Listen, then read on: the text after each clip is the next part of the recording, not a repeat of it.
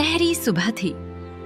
शांत मैदान में फूल झूम रहे थे और सूरज पत्तियों पर चमक रहा था। बड़े पेड़ के नीचे चींटियों की लंबी पंक्ति चल रही थी और सिपाही चींटियां छोटी सैनिक टोपी पहने थी। वे सब अपने बिल में अनाज, बीज और छोटे-छोटे टुकड़े ले जा रही थी। पंक्ति के आगे रानी चींटी तारा चल रही थी, शांत और समझदार। तभी रानी चींटी बोली, सावधान रहो सिपाहियों, आज जो बीज हम ला रहे हैं वही सर्दियों में हमारा भोजन होगा। सिपाही चींटियां गर्व से सिर हिलाते काम करती रहीं। लेकिन उसी पेड़ के नीचे एक टिड्डा चमकदार वायलिन बजा रहा था। उसने मजेदार बड़े-बड़े चश्मे पहन रखे थे। तभी टिड्डा चींटियों से बोला, वाह, कितना सुहाना दिन है, काम क्यों कर रहे हो? आओ मेरे दोस्तों, नाचते हैं। उसकी धुन पूरे मैदान में फैल गई। छोटी चींटियां रुककर उसे देखने लगी। एक चींटी बोली, कितना अच्छा गाता है, क्या हम सिर्फ 1 मिनट नाच ले? रानी चींटी तारा मुस्कुराते हुए बोली, पहले काम फिर खेल, सर्दी दूर नहीं है मेरे बच्चों। चींटियां फिर से काम में लग गई, जबकि टिड्डा अपने मजेदार चश्मों के साथ घास पर लौटकर हंसता रहा। टिड्डा मजाक उड़ाते हुए फिर से बोला, मूर्ख चींटियां, मैं तो मजे कर रहा हूँ, सर्दी अभी बहुत दूर है। दिन बीते, चींटियां दिन रात बिना थके काम करती रहीं और अपने बिलों में खाना जमा करती रहीं। हर शाम रानी तारा भंडार की जांच करती थी। एक दिन रानी तारा बोली, बहुत अच्छा काम सिपाहियों, हमारा भंडार बढ़ रहा है, बारिश आएगी और फिर ठंड। उधर टिड्डा अब भी गा नाच रहा था, मजेदार बड़े चश्मे पहनकर वायलिन बजाते हुए मस्ती कर रहा था।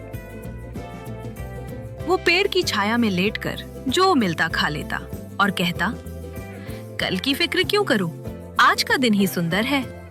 कभी-कभी वो चींटियों को चिढ़ाता, छोटी-छोटी चींटियां सीधी पंक्ति में चलती हो, क्यों नहीं नाचती और मस्ती करती? लेकिन चींटियां बिना कुछ बोले अपना काम करती रहीं। एक चींटी बोली, वो अपनी गलती खुद सीखेगा।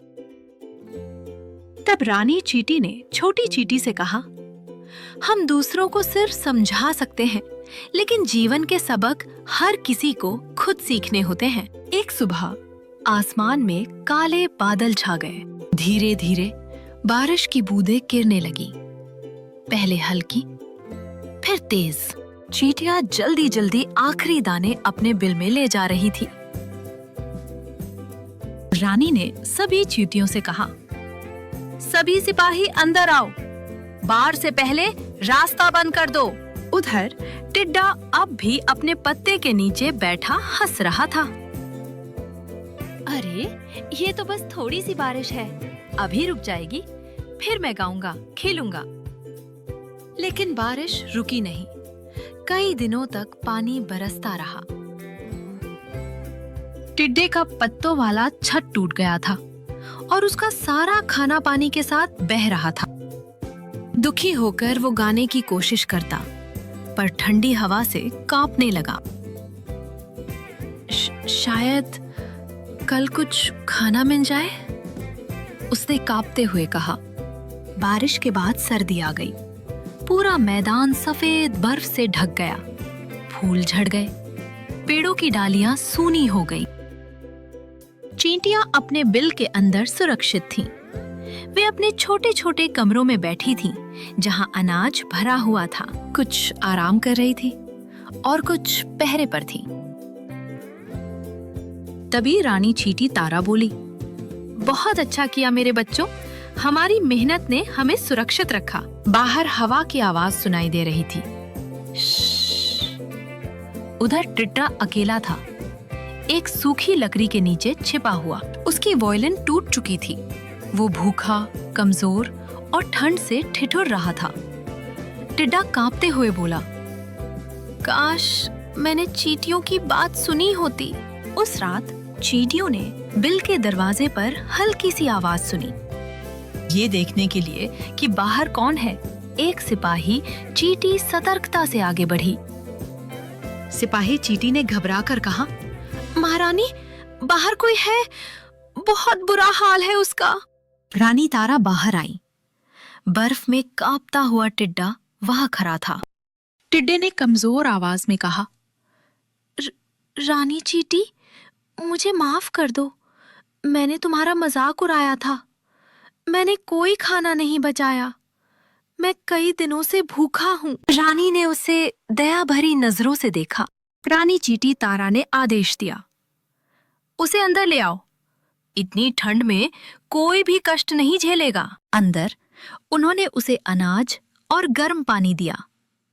टिड्डा हैरानी से बोला, तुम मेरी मदद कर रही हो, जबकि मैंने तुम्हारा मजाक उड़ाया था। रानी चींटी तारा ने मुस्कुराते हुए धीरे से कहा, गलती करने वाले भी दया के पात्र होते हैं। ये सुनकर टिड्डे ने कृतज्ञता से सिर झुका लिया और बोला, धन्यवाद महारानी, आपने मुझे जीवन की असली समझ दी है।